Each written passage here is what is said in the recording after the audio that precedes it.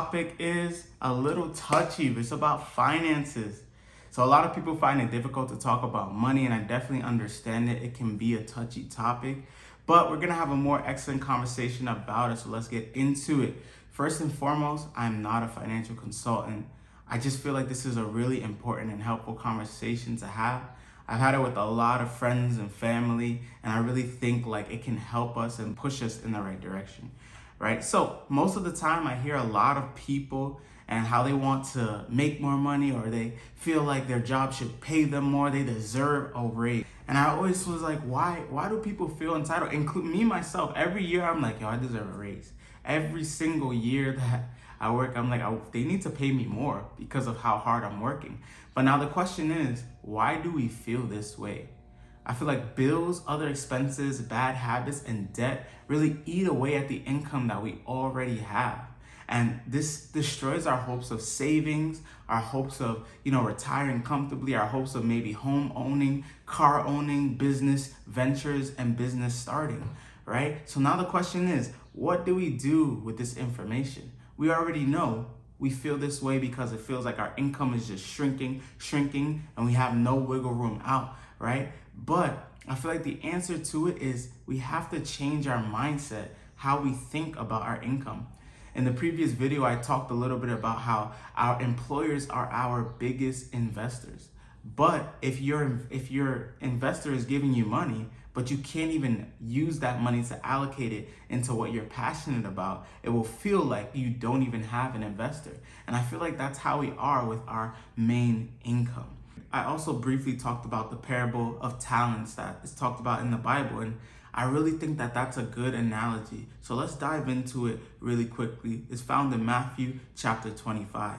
So in the story, Jesus is telling a story about how a man entrusts his servants with talents. And a talent is 20 years worth of labor, 20 years worth of work. So it would be 20 years worth of a salary, right? As he goes on his journey and entrusts those talents to his servants. His first servant, he gave 5 talents.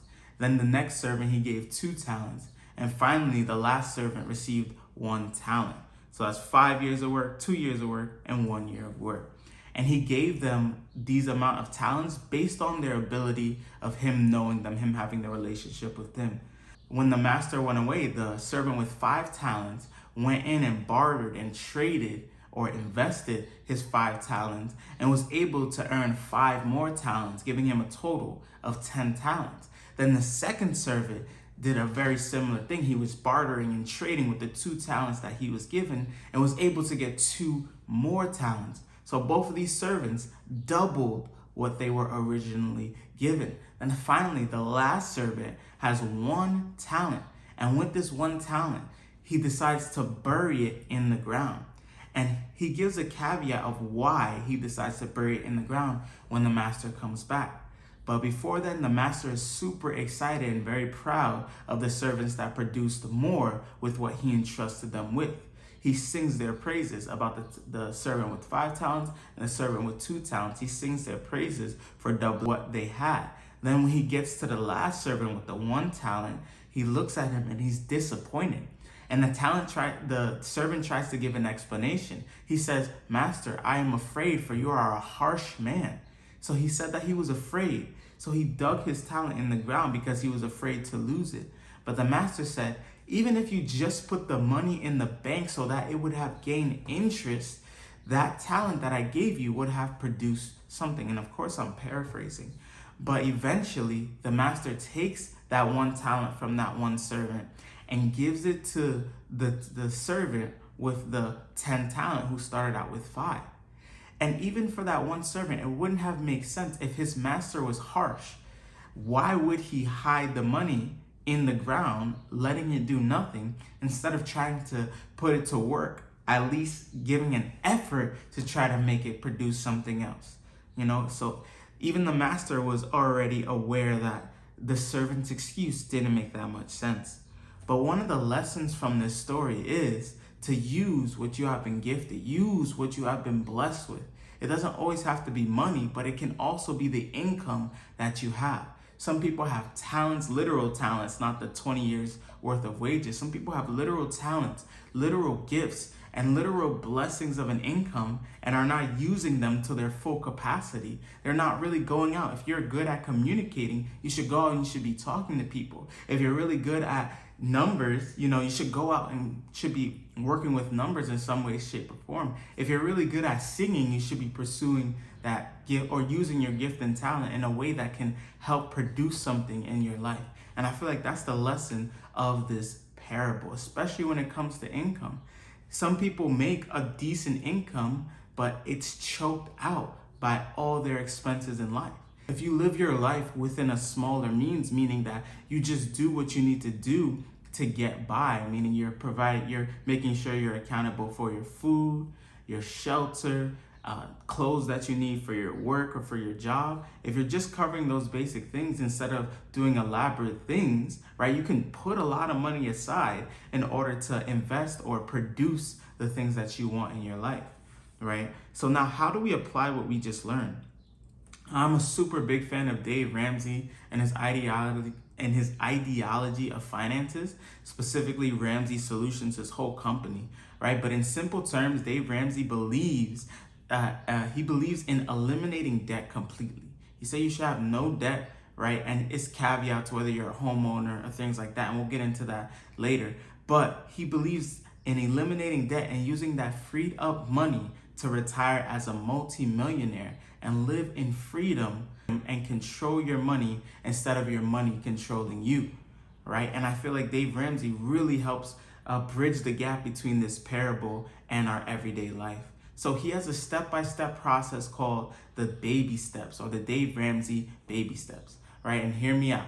This is not an endorsement of any kind, but I highly recommend taking his class called Financial Peace University, right? It's where he breaks down his baby steps and he really gives you an understanding and a different perspective that we're not usually introduced to in our everyday lives, right? The class is about $80. I'll put the link in the description if people are interested. Personally, I took the class twice myself. I'm way better off because of it. All right, so the first step is actually step 0, right? So step 0 is starting and working on a budget. All right, so I don't know if a lot of people have budgeted before, but basically there's a few different ways to budget. One way is to create a spreadsheet or a Google Excel sheet. You list all your category, your expenses, food, clothing, train, gas, all these other everyday expenses that you have in your life, right? If you go out to restaurants, things like that, detailing everything, everywhere, every category, putting how much you expect to spend, how much you do spend, and how much you have left, right? But you could also put your income and how much you make and how much you spend per month. It's a monthly budget, right?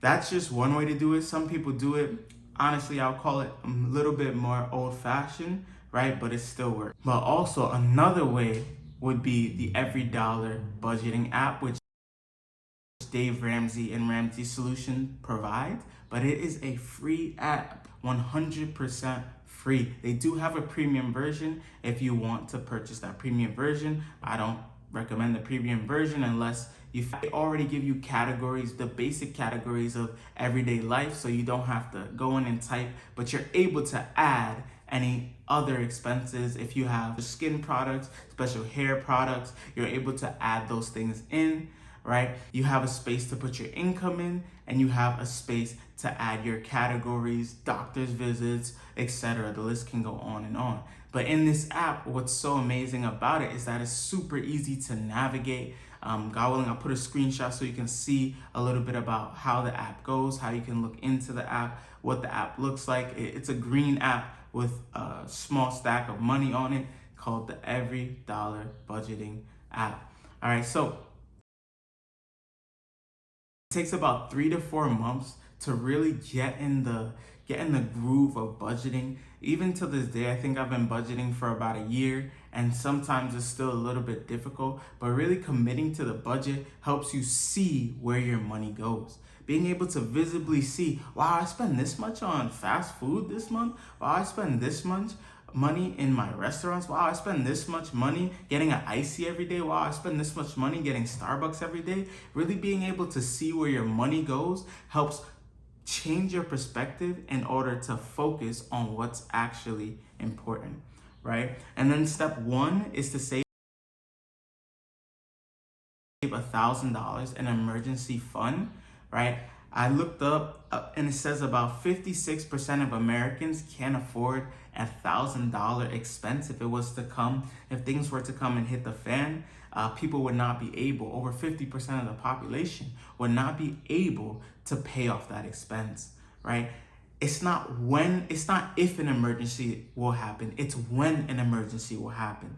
Right? Although $1,000 doesn't seem like a great amount for an emergency fund, it's just a starting amount for your emergency fund, so you're able to build on the baby steps and be successful as time goes on. Step two is to pay off all consumer debt. Consumer debt can look like credit cards, it can look like a firm, pay as you go things, layaway things. Paying off all of those things, including car loan debt, right? Everything, consumer debt is everything besides home ownership debt. And Dave Ramsey talks about that in the later baby steps. We'll get into that a little bit later, right? And I will say also student loans. Student loans separate people from being financially free, people being able to use their money and their income as they want to. People pay off their student debt. They go to college in their 20s, pay off their student debt in their 50s and 60s. We should see that this is a major problem, and I'm not saying that college is not a great investment in yourself, but there's different ways. There's a more excellent way to look at it, and I'll break that down in a different episode. All right. And Dave Ramsey says it takes about a year to 2 years, or 18 months is the sweet spot, to pay off all consumer debt, car loans, student loans, credit card debts, all those things in one. Right. And just to give a quick testimony, my wife and I, we were on the Dave Ramsey baby step 2 for about a year.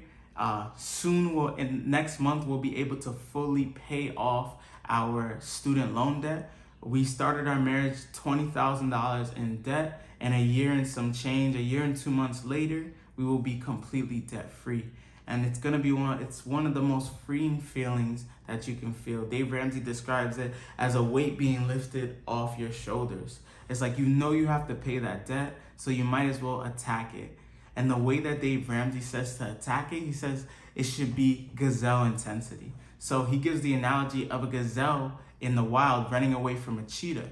Now the cheetah is the fastest animal in the world, but a gazelle is its prey. So a gazelle has to maneuver and run as fast or faster than the cheetah in order to get away, right? So attacking our debt with gazelle intensity, that means we're really, really striving. We're fighting this debt. We're not just putting it off to the side, putting it in the back of our mind, saying, oh, I'll get there eventually.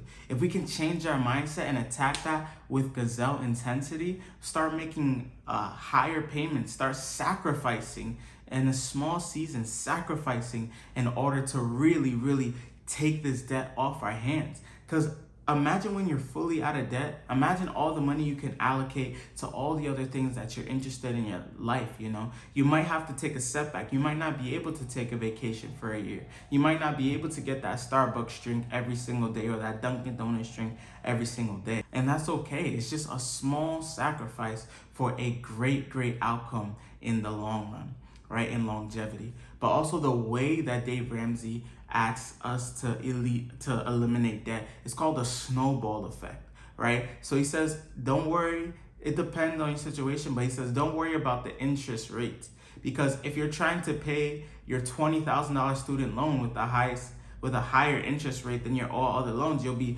throwing all your money at this student loan, right? While your other loans are building up, right? So it's not just about interest rate. It's about smallest debts to largest debts.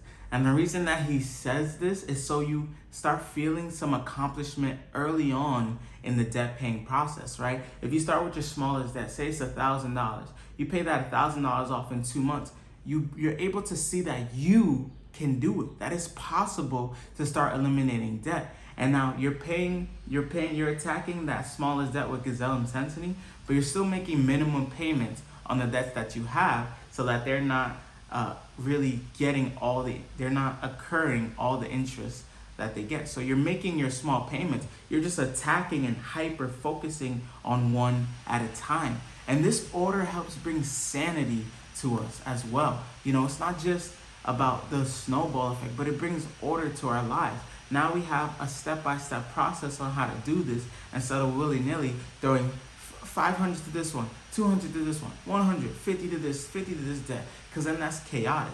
But if we break it down in this snowball effect, if we break it down in this order, we can make it a lot more simple, right? So attacking your smallest debt to your largest debt. It's not about interest rate. It's not about feeling, oh my goodness, I have to pay this off right now. It's about gazelle intensity, using wisdom. You can pay your small debt off in a month, attack it with gazelle intensity. Then you'll have money left over. You don't have to pay that small debt monthly anymore. You can use that money to attack the next debt, take up that next debt. Now you can use the money from both of those debts to attack the third smallest debt, and you continue go until you're finally at your last and largest debt. We only got up to the second baby step, and during this process for encouragement, I recommend listening to testimonies of people who have gotten out of debt. Dave Ramsey has a YouTube channel. Ramsey Solutions has a YouTube channel. They have a podcast. It's really encouraging to hear people getting out of debt, hearing their testimony.